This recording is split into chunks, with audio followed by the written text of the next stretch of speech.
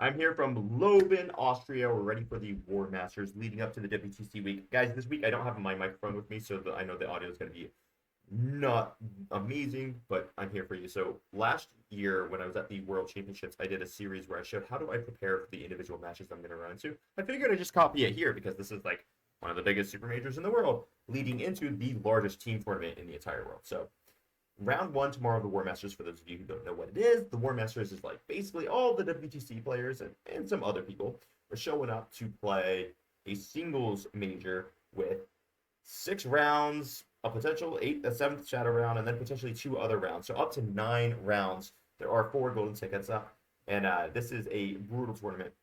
It's highly expected to have tons of dropouts because a lot of the WTC players will play it as a warm up for the WTC. So we'll play it, and as soon as you lose 1 round, you tend to drop because it's like, well, it was just for me get my head in the right space to go play in the WTC. But if you are going undefeated, then you might be playing 9 incredibly tough rounds in a row to be able to make it to the top of the War Master. So this is a brutal tournament with a crazy, crazy skill cap. So I figured I'm going to show you how I'm preparing for it. Tomorrow morning is the first round. So I bring the Blood Angels. I do not expect to be able to like place in this tournament. There are just too many Imperial Knights, too many Death Guard, which have a 100% counter rate into Blood Angels, basically, well, at least at this level. So I don't expect to actually perform particularly well at this tournament, but I am doing it to get myself warmed up for our WTC or the World Team Championship, which is the real goal for the weekend, right? So let me show you how I'm going to prepare to actually do as best as I can in the singles. And if I lose round one, I'll probably drop out and go drink and party on day two, so I can get nice and recovered for the WTC. So, but we'll find out. Maybe I'll go hang out with all the Slovakians. I love the Slovakians; they're cool people. So anyway, this is how I would prep. So here's my Blood Angels list. You guys have seen it before. This is just my typical singles Blood Angels list. I am running. Oh, I need a Dante somewhere. I am suspiciously missing a model here. Let me load it in for you. All right, so here we go. All right, so basically it is Dante with 6 Sanguinary Guard and Liberator Assault. I've got a Captain with Jump Back with Ragefield Warrior leading 3 Sanguinary Guard. I've got 1 squad of JPI, 1 squad of Scouts, 1 squad of Infiltrators, 1 squad of Blade Guard Veterans led by a Chaplain who has the Fights First enhancement, speaking of partner. There you have 1 Impulsor to transport them, 2 Lancers to pop tanks, 2 Ball Predators to just be freaking awesome, Mephiston because he's a total legend, and the Sanguinor because he just says melee armies are not allowed to play the game. So round number 1 is going to be supply drop on tipping point. So when we're looking at this table, there's some issues here. This table on supply drop is very brutal. If your objective is the one that disappears first, you're going to be hurting for points because you're going to have to figure out how to score this one in round 4, which is almost impossible. So how do we prep for this match? Well, I'm going to show you how I am going to prep my match. First thing I always do with a table like this, it doesn't matter what army I'm playing. If I have any thick units, I always see can they move up the side of the table. So for example, a Ball Predator clearly cannot move up this side of the table, so they can't go past this. This immediately starts flagging my mind to say, okay, perhaps some of my tanks need to be in reserves on this table. And you see, I can clearly pass through this, but I also can't pass through here. So these tanks are really kind of stuck on this map. The only place they can move is here or through here, which does limit where they can go. So it's possible this is one of the maps where I would reserve a tank. And by the way, the Lancers and the Impulsor can't go through either. So now, analyzing that, I know we're playing supply drop, which means in round 3, one of these, either this one or this objective are going to disappear. The center one is going to stay until the end of the game. So when I'm deploying, I need to make sure that I can threaten everything. This is my natural expansion. This is very easy for me to get to. Really, there's no problems with it. If my opponent has a tank, they can't move through here, just like I can't move through here. I wouldn't be able to move through here on my position.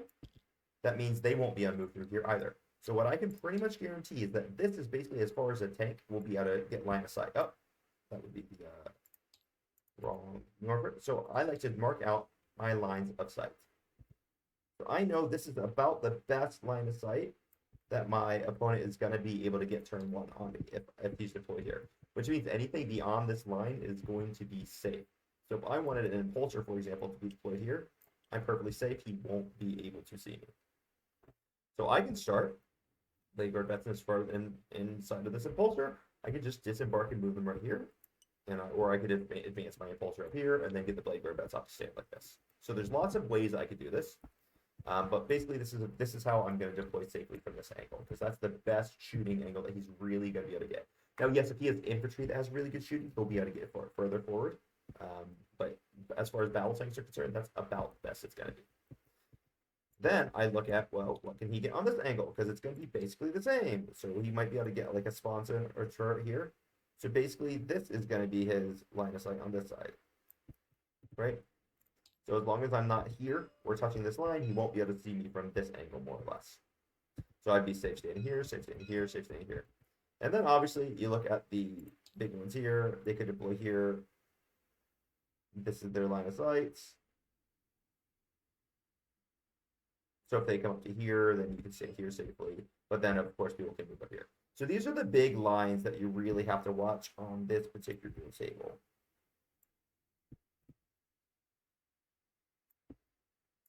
For turn one. That's what you're going to look out for. So I know I've got the super, super powerful, super, super fast unit called Dante. Dante can basically stand here on this map and threaten the entire map, which is pretty cool. Because from right here, I can't be shot, and I can easily get here. I can also even kind of assault my opponent's natural expansion if I want to. Of course, if I'm planning on assaulting my opponent's natural expansion, it's going to be much better if I'm standing right here.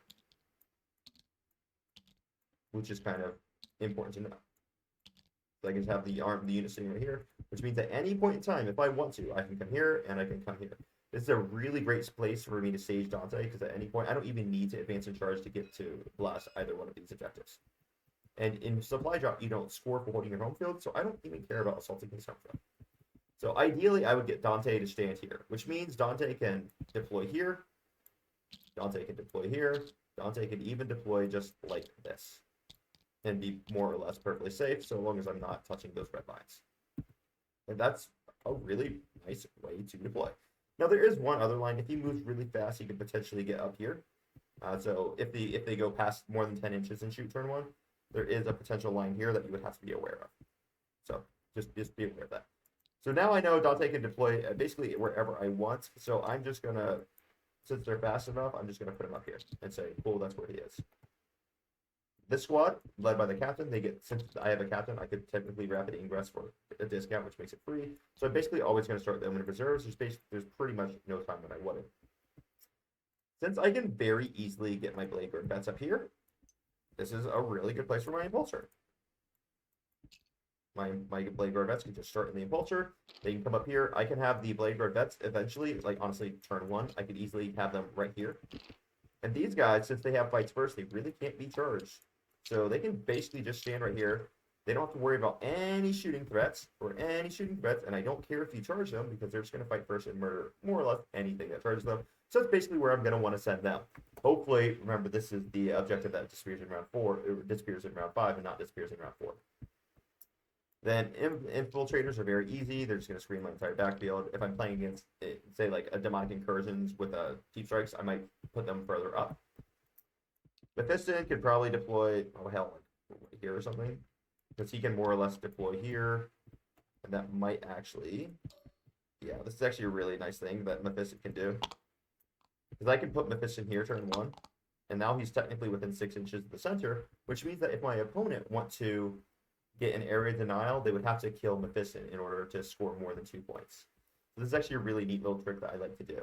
I like to have someone within 2 inches of there, or within 6 inches of the center, just to be like, say that you can't early game score 5 on area denial. And he's still low knot, so that you would have to come out into the battlefield if you actually want to shoot him, which would be great for my Gladiator Lancers that are going to deploy to hold all of these beautiful, beautiful, beautiful firing lanes. So from right here, my Gladiator Lancer can stand right here with my antenna. I can draw through this ruin and basically see the entire map. Same thing for this one. So these Lancers have a great position. Sanguinars always in reserves. JPI.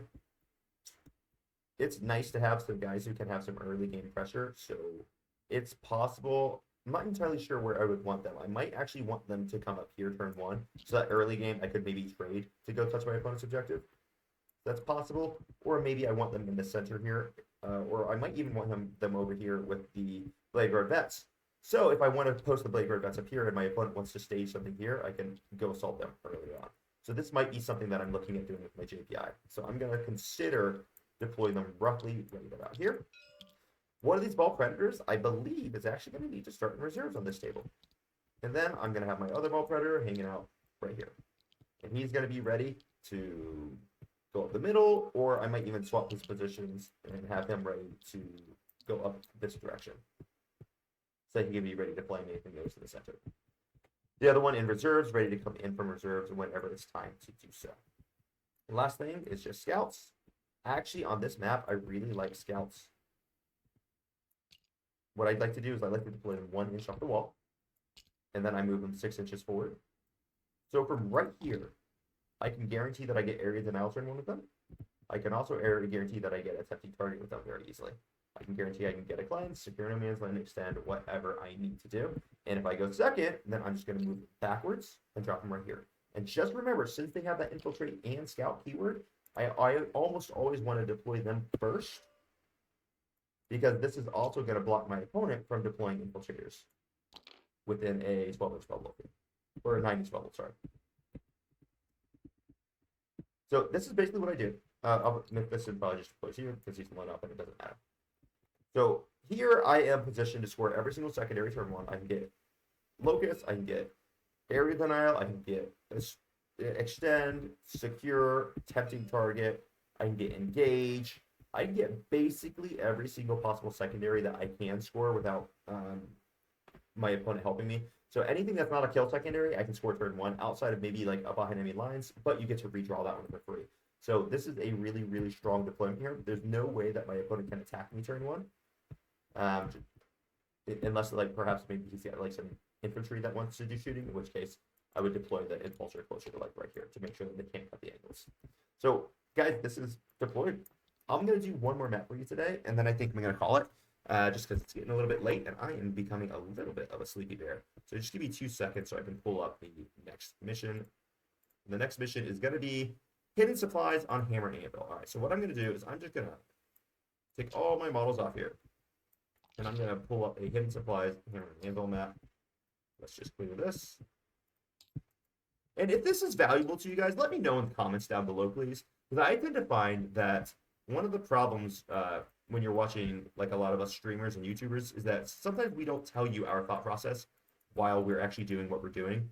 And a lot of times we take it for granted. And I want to make sure that you guys are understanding my thought process when I'm deploying. Basically what I want to do is I want to make sure I can score any secondary I can draw that is under my control. And I want to make sure that I can threaten whatever position I need to threaten while not being shot if I happen to go second. All right, so this is going to be Hammer and Anvil map, and it's going to be hidden supplies, which means it's going to be roughly like this. It could be like this. I don't remember which one it is. It actually might be. I think actually it's like this. So if I'm deploying this way on Hammer and Anvil, you know you don't score for your center, but it is the tiebreaker. So if it gets you hold more, it'll help you score. So I got to figure out how do I stage on this map. Okay, well, clearly I want something threatening in the center. This is a pretty great place for, oh, I don't know, Blade Guard veterans. Blade Guard veterans sitting right here is very, very dangerous because from here, I can easily get onto this objective and murder anything that my opponent's holding here. I can easily get over here. I can easily get over here. 6-inch advance of charge. I could really like get over here fairly quickly. So this is a great place for my Blade Guard vets to stage up. This is also not a bad place for them to stage up because I could run up and get my impulsor here. And if I get my impulsor here, it's going to be very challenging for my opponent to shoot my impulsor early, which means I'm threatening a lot with those Blade Guard veterans. So there's a couple different options of how I want to move the Blade Guard veterans up. Dante, who is my my keystone unit, is probably pretty comfortable just staying right here almost all game. Because from right here, Dante can threaten this objective. He can threaten this objective. He can threaten this objective. The only objective he really can't threaten within a turn is this one. That just means I have to have this covered with something else or just give this to my opponent. And I'll tell you what a really, really great unit to hold this objective is, or to threaten this objective. All freaking predators.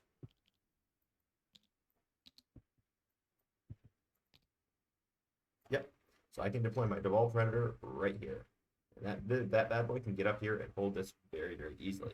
He's also a tank that you can't see from right here, which means if he wants to shoot me with his anti-tank turn 1, he actually cannot. Unless he comes to be like here, which is great because then my Lancers will get to pick him up very easily. So I really like a ball predator right here. Now this is actually really important that you pay attention to these things. Notice I can't deploy here because if I deploy here, I'm going to run to the wall and I won't be able to do it. So I actually have to deploy with my sponsons in front of the wall. So that is actually very important to notice. So I think what that means is I'm also going to have my impulsor somewhere like here. And it's turn 1 going to be advancing into this area for me. That means that Dante and crew are going to deploy roughly about here. In turn 1, their entire movement is probably just going to be this.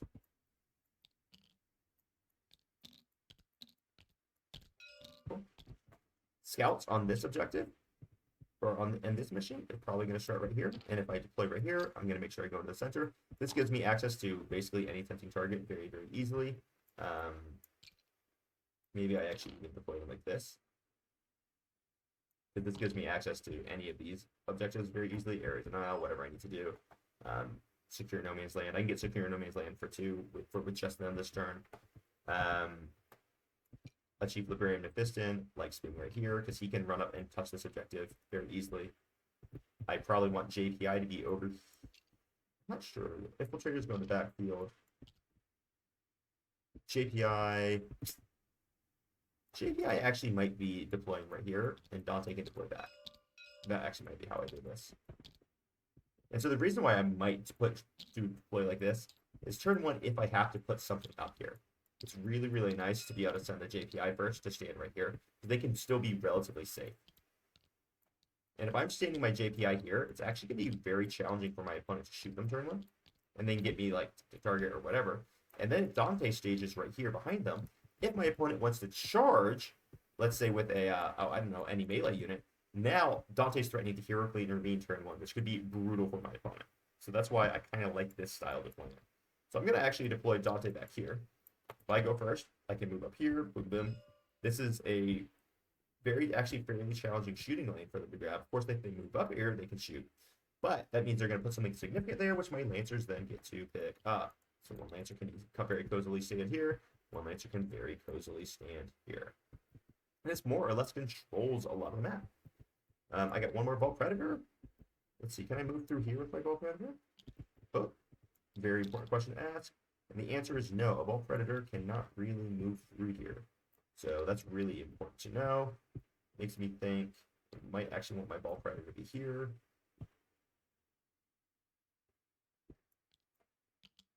And so this is just telling you, you got to be careful you place these games.